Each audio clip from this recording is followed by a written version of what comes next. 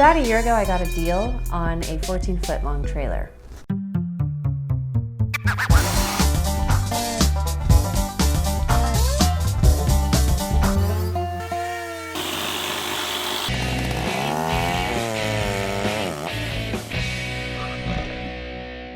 I go to these carving events. I usually do 2 long-distance American road trips a year, staying at campgrounds and other places for carving shows. I think right above, maybe right in front of this axle.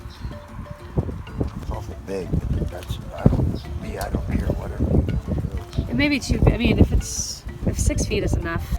And a lot of times the housing is provided and it's somebody's house in the community, but I don't like to leave the party, and I also don't always want to drive, and have to get up early the next day usually to start carving. So I was sort of just crashing with my friends, but it became clear to me eventually that I needed my own space. So I asked R.L. Blair. Yeah, you got to plan everything out on what material you have so you don't end up throwing. He's my carving mentor and in general is a great builder, to help me create a wagon on the back of my trailer so I could still haul wood but also have a place to sleep when I'm at these carving shows.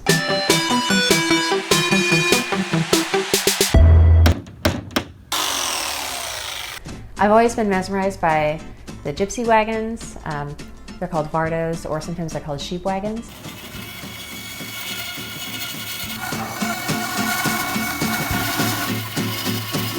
I love the look of them, and I loved that bowed roof. So as much as it was harder to go with a full bowed roof, it's what I really wanted. And RL kind of complained about it, but I think he had fun with the challenge. He loves to build anything that's at an odd angle or with a weird material that doesn't have, you know, corners or straight lines. So for him, I think it was a fun challenge. And I was trying to learn from him, but he is very challenging to learn from because he does everything in his head, all the engineering in his head. So I showed him a picture, sort of the design that I wanted. He figured out how to build it, and I was really trying to get information on how to build it from him as I helped put it together. But then anytime I asked a question, it would distract him, and he would lose his train of thought.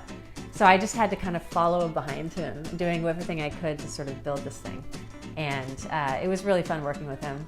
I learned a lot of things that help with time. Like, the great thing about working with somebody who's done this sort of thing by himself is that he has all these great tricks for building by yourself, and sometimes when you're alone you don't have somebody to hold this thing straight. Well, you have to know other little tricks. And then later, after we get this started, I'm going to cut this weird molding that goes along. So I learned some tricks on how to make things more streamlined. It looks pretty.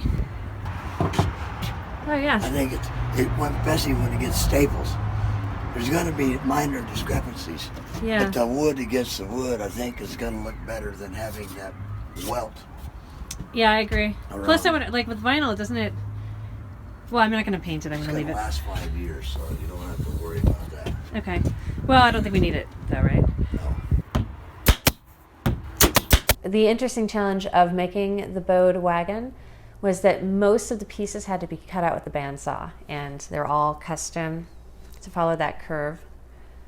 But the effect is beautiful. I love the inner bow. Then you come over here and you push that router in and go zip, zip, zip, zip, and this falls out. Oh, yeah.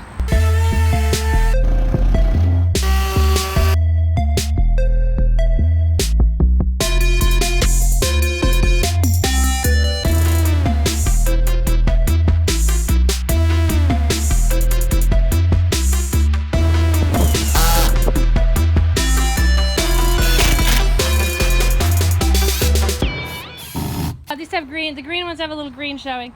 I can always hit those with some paint later, though. I'm holding.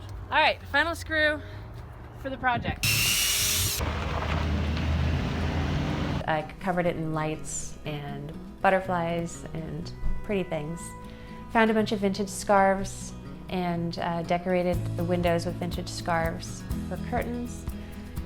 My friends and I decorated it. We had a live stream party. Hi. Yeah, get in that frame.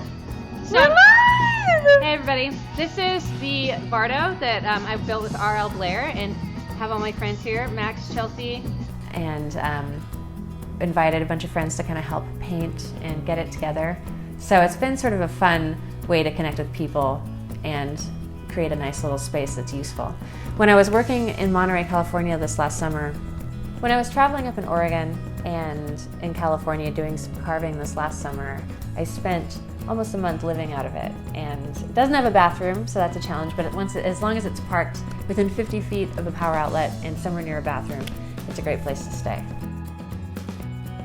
The Vardo is very cute, and even if I'm not staying in it for some of these local carving shows, I've been bringing it along with me to haul carvings, but also have a place to display them and to create more of a fun atmosphere. I love the whole tiny home, mobile boutique sort of movement happening. This is my first trailer tiny home project. I definitely see doing more in the future, hopefully with R.L. Blair's help.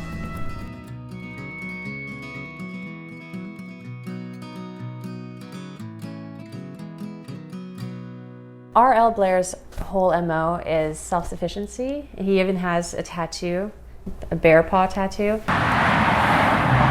Introception. What does it mean? Introception.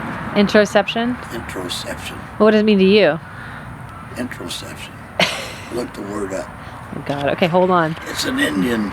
I had a terrific library, and I used to research all kinds of stuff. And I ran across it in one of my Indian books. I'm not sure what tribe. It was a book I had that explained all the various symbols that you would see, tribal symbols, Yeah. and what they meant. I'm not sure what tribe that produced that, but it stuck in my head because I had a bear track on there, and it was introception. And the reason it's a bear track is bears are solitary. The only time you see more than one bear, either all eating fish or it's sex time. Yeah. So other than that, a bear is a totally solitary animal. And introception means that you have to learn to function completely within yourself. And I'm a firm believer in that. Nobody, your husband, my wife, nobody, no matter how much they love or care, can actually do anything for you. Yeah. You have to do it yourself to be what you want to be. You shouldn't expect people to do anything for you. There's too many people in the world that think they're victims or unlucky or whatever, because they don't learn to function within themselves, you know? And that's what that means to me. Yeah. Okay.